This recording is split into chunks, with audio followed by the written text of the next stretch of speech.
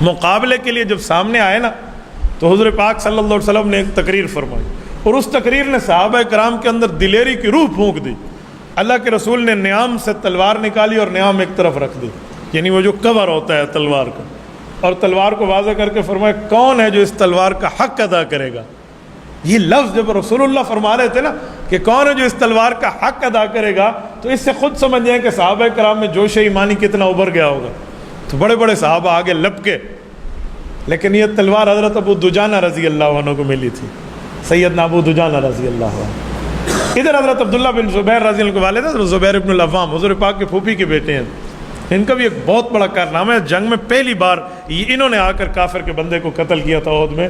یہ فرماتے ہیں میرے دل میں ایک موقع پر بات آئی کہ یار میں حضور کی پھوپھی کا بیٹا بھی ہوں، اچھا لڑ بھی سکتا ہوں، تیر انداز بھی ہوں، میری رشتہ داری بھی ہے، اور جب میں نے پہلے تلوار مانگی مجھے تو نہیں دی، اللہ کے رسول نے ابو دجانہ کو دیا، تو اس میں بھی کوئی خاص وجہ ہوگی۔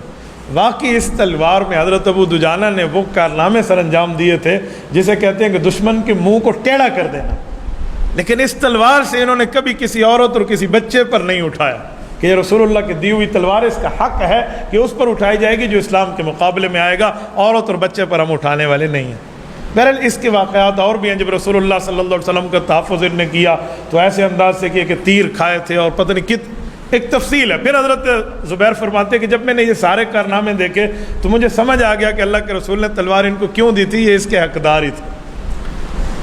جنگ شروع ہوئی تو طلحہ بن ابی طلحہ الابدری، یہ کافروں کا ایک وہ تھا جس کو عام طور پہ جنگ میں کہتے تھے کبشۃ الکتیبہ، کہ یہ جنگ کے لشکر کا ایک مینڈھا ہے۔ ایک وہ ساتھ ہے نا بھی یہ تو ڈان دے ہوئے، یعنی اتنا بڑا ہے، تو وہ کفار اس کو عربی میں کہتے تھے کبشۃ الکتیبہ، یہ ہمارا سب سے بڑا سانڈ ہے بھائی۔ تو یہ آیا، یہ سینکڑوں بندوں کے مقابلے میں اکیلا نکلتا تھا اور لوگ ڈر جاتے تھے۔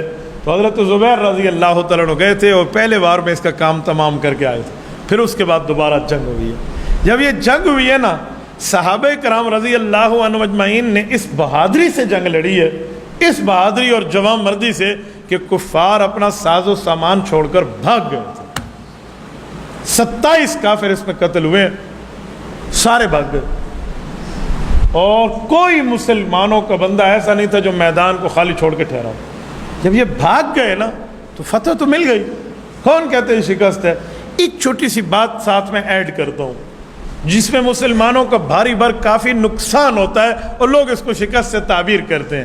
وہ کیا ہے؟ رسول اکرم صلی اللہ علیہ وسلم نے 650 آدمیوں کو تو جنگ میں رکھا ہوا ہے، 700 میں 50 بندوں کو جبل رمات پر ٹھہرا دیا تھا، جو ایک پہاڑی ہے، کہ آپ اس پر ٹھہرو، ہم جو بھی رہیں نا، جہاں بھی رہیں آپ یہاں ٹھہرو۔ تو صحابہ کرام کے اوپر عبداللہ بن جبیر رضی اللہ عنہ کو بڑا بنا اور 50 بندوں کو وہاں ٹھہرا دیا، تو یہ لوگ ٹھہر گئے۔ جب کافر بھاگ گئے، ایسے بھاگے کہ ان کی گانے والی لڑکیاں جو تھی، صحابہ کرام فرماتے ہیں کہ انہوں نے اپنی شلواروں کو یوں اونچا کیا اور یوں دوڑ کے گئی جیسے کوئی دوڑ کے جاتا ہے بھوکا آدمی، یعنی یوں بھاگتے ہوئے گئی تھی، جو ابھی ان کو جوش دلا رہی تھی۔ تو کچھ مسلمانوں کے زخمی بھی تھے اور کچھ پانی مانگ رہے ہیں، کچھ مرہم پٹی کی ضرورت ہے، اور کافر مال چھوڑ کے گیا ہے، تو اس زمانے میں مال اکٹھا کر کے اسلام پہ لگانا یہ ایک بہت بڑی بات اور بہت بڑی ثواب اور عبادت کا نام شمار ہوتا تھا، اور مال غنیمت کو تو احل الحلال کہا گیا۔ تو وہ جب بھاگے نا تو یہ 50 بندے جو ٹھہرے تھے، انہوں نے اپنے امیر کو کہا کہ جنگ تو ختم ہو گئی، اب ہم جائیں اور اپنے زخمیوں کی مدد کریں اور اپنے دوستوں کا تعاون کریں، اور یہ مال سمیٹ کر حضور پاک کے قدموں میں جا کر رکھیں، مال غنیمت ہے، یہ کفار سے کھینچا ہوا مال ہے۔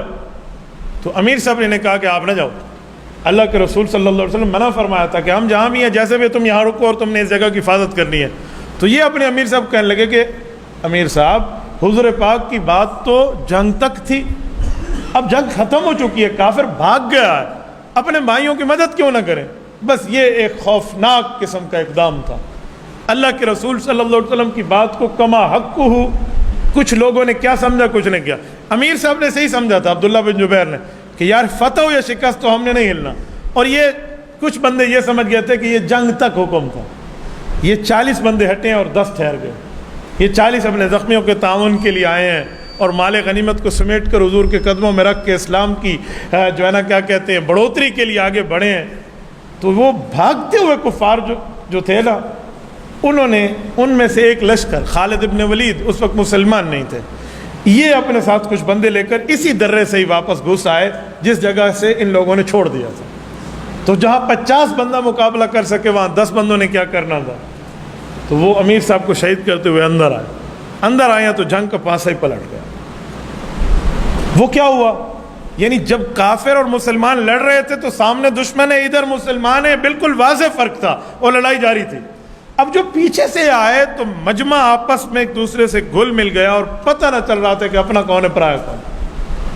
اب بتائیں اس اچانک کے یکبارگی کے حملے پر اور بھاگتے ہوئے جو ہے نا کافر کا واپس پلٹنا جو بالکل کسی قسم کا پر امید ہی نہیں تھا، اس پر پھر معاملہ کچھ وقت کے لیے تتر بتر ہوا اور ایک خاصا نقصان ہوا.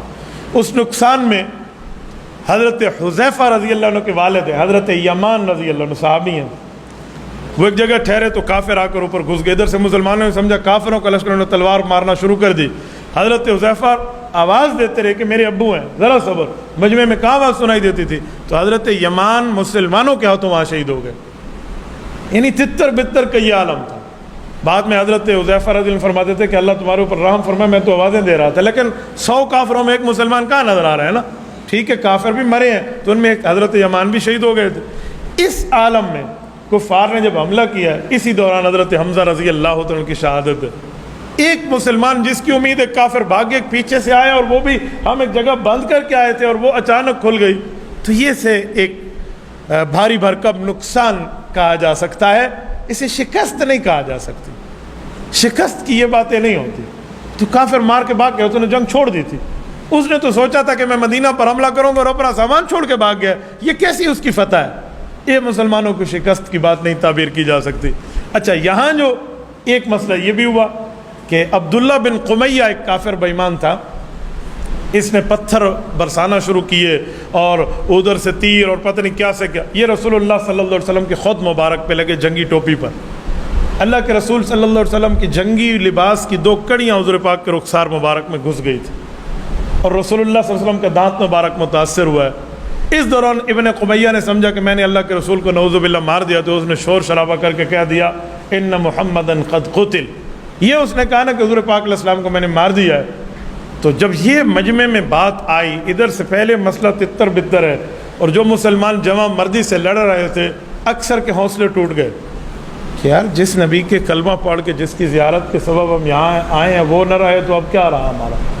کوئی کہیں ٹیک لگا کر بیٹھ گیا ہے، کوئی لڑنا شروع ہو گیا کہ اب تو مجھے بھی حضور پاک کے پاس جانا اور موت قبول ہے.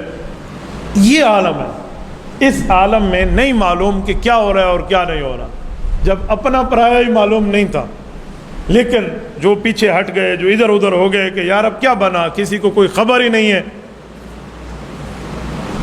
تو اس موقع پر پھر صحابہ کرام رسول اللہ کی طرف پلٹے ہیں، جو کچھ صحابہ کرام حضور کے ساتھ ہیں، اور پھر آپ علیہ السلام نے سب کچھ جمع کیا ہے اور پھر جمع کر کے ان کا مقابلہ کیا. اس دوران مسلمانوں کی کافی تعداد، جن کی تعداد 70 کے لگ بھگ شہداء ہوئے ہیں، کچھ پہلے اور یہ کچھ بعد میں. اس کے بعد جب مسلمانوں نے حملہ کیا یکبارگی سے، پھر کافر بھاگا ہے اور بھاگ کے گئے ہیں وہ لوگ اور فوراً اپنی سب کچھ چھوڑ کے گئے ہیں. اگر کافروں کی یہ فتح ہوتی تو فاتح تو 3 دن جنگ میں قیام کرتا ہے جنگ کے ختم کے بعد. جیسے حضور پاک نے بدر میں فتح ہوئی تو 3 دن وہاں رہائش کی، تو ان میں سے تو کسی نے 3 گھنٹے بھی وہاں بیٹھنا برداشت نہیں کیا. تو کافر کی فتح کیسی ہے؟ مشرک مکہ اپنی فتح کو خود نہیں مان رہا اور ہمارے سادے لوگ کہتے ہیں جی بظاہر تو کافر کو فتح ہو گئی تھی. بھاری بھرکم نقصان ہو جانے کا یہ مطلب تھوڑی ہے کافر کو فتح ہو گئی. وَيَقْتُلُونَ النَّبِيِّينَ بِغَيْرِ الْحَقِّ، قرآن کریم میں ہے کہ بنی اسرائیل کے کچھ شر پسندوں نے وقت کے انبیاء کو شہید کر دیا، تو نبی کی شہادت سے کافر فتح یاب ہو گیا تھا. بھائی اسے فتح کہتے ہیں. تو اس میں جنگ احد میں آپ اس کو کافر کی فتح سے تعبیر نہیں کر سکتے. ہاں مسلمانوں کو ایک احساس دلایا کہ رسول اللہ صلی اللہ علیہ وسلم فرمان سمجھنے میں آپ لوگوں نے غلطی کی ہے، آپ سے یہ خطا ہوئی ہے، اس کی بنیاد پر ایک بھاری بھرکم نقصان ضرور ہوا ہے. تو اس نقصان کو بندہ کبھی فتح کے شکست کے ساتھ فتح کو شکست میں نہیں بدل سکتا. تبارك الذي نزل الفرقان على عبده ليكون للعالمين نذيرا.